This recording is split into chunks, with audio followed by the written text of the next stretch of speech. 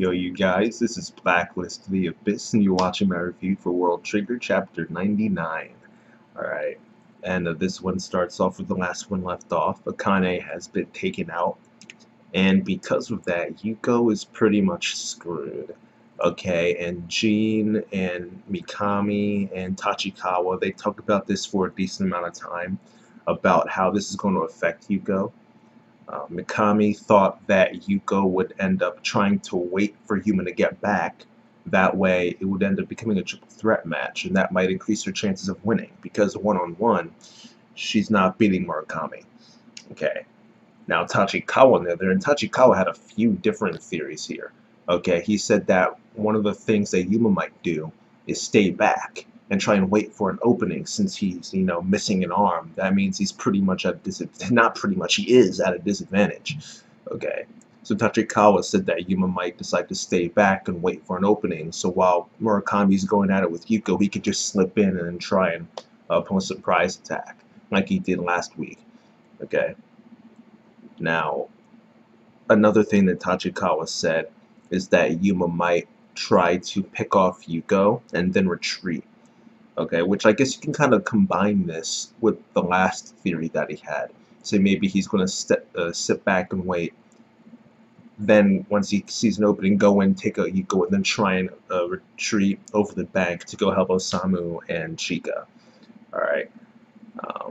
Then then Tachikawa, his final theory is that he says that Yuma may in fact just ignore both Murakami and Yuko, and then just go across the bank and help Osamu and Chika. Okay?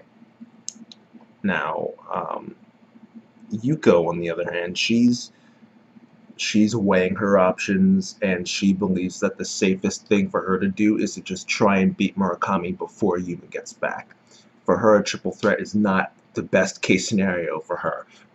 Okay, not like what Mikami said. She wants to just try and take out Murakami now before Yuma gets back, and then focus on him. Alright. And a decent chunk of this chapter is Yuko trying to actually fight Murakami. And I say trying because that's really all she could do is try. She just could not win that fight. Okay, nothing she tried worked. Alright, she ended up being forced to use Meteor for the first time. She said it was pretty much the first time she had actually used the shooting trigger. Okay. And you would think that, okay, well, she's changing it up. Maybe she might be able to catch Murakami off guard since he hasn't had a chance to actually learn this fighting style of hers. Alright, at least that's what Tachikawa said. But Murakami says, listen, you're not going to beat me with this half-baked strategy that you've never even tried out before. Okay, I'm not going to lose to that. Alright? And Murakami actually managed to take advantage of her usage of the Meteor and then just use it against her. He essentially used Mirror Move. Like, that's, well, not Mirror Move. He used Reflect. No, I guess no, because what's the Pokemon move? I should just go look up Wobbuffet's moves. Miracle. That's it, Miracle. Reflect is something completely different. But it's Miracle. Alright, I mean, he essentially uses Miracle on Yuko. Alright, he takes his Ray Gust, has it in shield mode. Alright, the bullets from the Meteor get stuck in the Ray Gust shield, and then he uses Thruster to thrust the shield into Yuko so that the bullets that hit the shield end up hitting her and exploding on contact. Right? And that causes her to bail out. So she got taken out by her own attack. Though I do give her credit for leaving one last trap for Murakami. She stuck one of those Meteor bullets onto the Ray Gust so that when he went to go pick it up, it would explode and take him out. Or at least take out his arm. But Murakami sensed it, kicked it up in the air, and it exploded away from him. Alright, so Murakami, he's legit. He really is.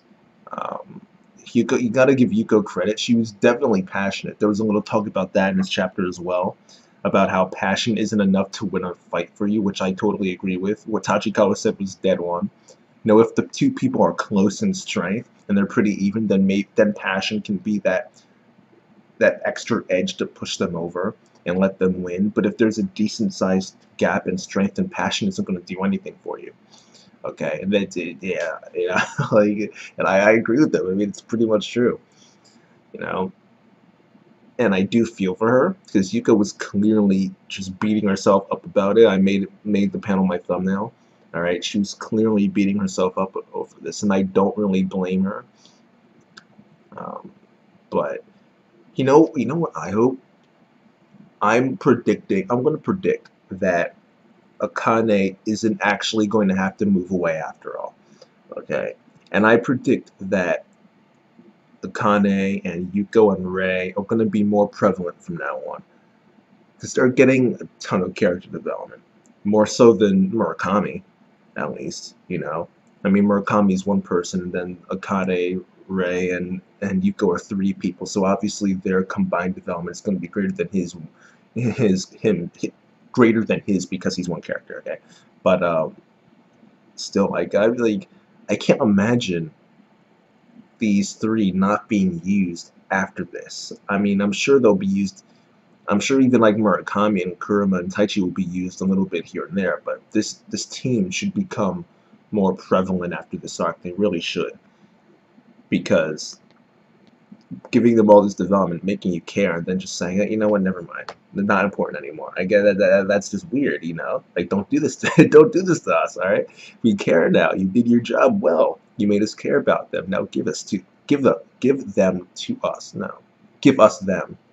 Okay, so yeah, I'm really liking Rei and her squad. Hopefully they stick around. Hopefully they make it to A rank. Because I don't know how many matches are actually in this. Hopefully, I'm assuming that Mikumo's squad is going to make it to A rank. That way they can actually go on this mission to the neighborhood. But hopefully, Rei and her squad make it as well. Again, I don't know how many matches are left, but hopefully both teams make it because I need more of these three. I need more. All right. But moving on, I'm rambling now. After Yuko is taken out, Yuma shows up.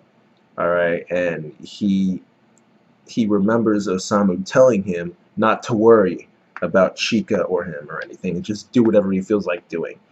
Okay, so Yuma decides he's going to settle his score with Murakami, and Murakami tells him that he doesn't have time for that. All right, so he's either going to just ignore Yuma altogether and try and get across the bank, or he's going to just try and take him out really quickly, or just attack him in a way where Yuma is forced to give him space and time to get across the bank. Okay, so maybe like a diversion of some sort. All right. Essentially, what I just said was anything can happen. So I just covered all the bases there. But yeah, Yuma is gonna try and focus on Murakami, while Murakami's gonna try and get across the bank. So yeah, right now Mikuma's squad's got 1 point. Kurama's squad's got 1 point. I'm sure Rei is going to get some points over there. I'm sure of it. At the very least, she's taking out Taichi. Most likely, because Taichi, he's not... He screws himself over. So I would not be surprised if Rei took her out. Or took him out. Alright, but... I do think that Osamu and Chika will do something. They have to. They have to. I don't think they'll be able to take out Rei, though. I think Murakami will take out Yuma, then he'll head across eventually. Not necessarily next chapter. But I think Murakami will take out Yuma, then make it across the bank, and eventually it's going to be Murakami versus Rei. That's what I think. Alright. Now, where Osamu and Chika fit into that equation, I'm not really sure. Taichi and Kurama are definitely not lasting till the end. I'll tell you that right now. It's just a matter of who's going to take them out, Rei or Osamu. That's the only question. I did predict a while back that Osamu and or Chika would step up big here after Yuma gets taken out. I just don't know to what extent they will step up. I think maybe Chika might take out someone, like maybe when Rei and Murakami are fighting, maybe Chika will fire at them and interrupt the fight. and then allow for Osamu to come in and take one of them out or something. I don't know. All right. Um, I definitely think we're going to see Murakami versus Ray, though. Definitely. But yeah, I'm just going on and on. All right. Overall, I'm going to give this chapter an 8 out of 10. But I liked it. I thought it was good. You really feel for Yuko. The fight between her and Murakami was good. And yeah, that's that, you guys. Good chapter, and it gets an 8 out of 10. Rate, comment, subscribe. Follow me on Twitter at BlacklistOTA. And I'll see you guys next time.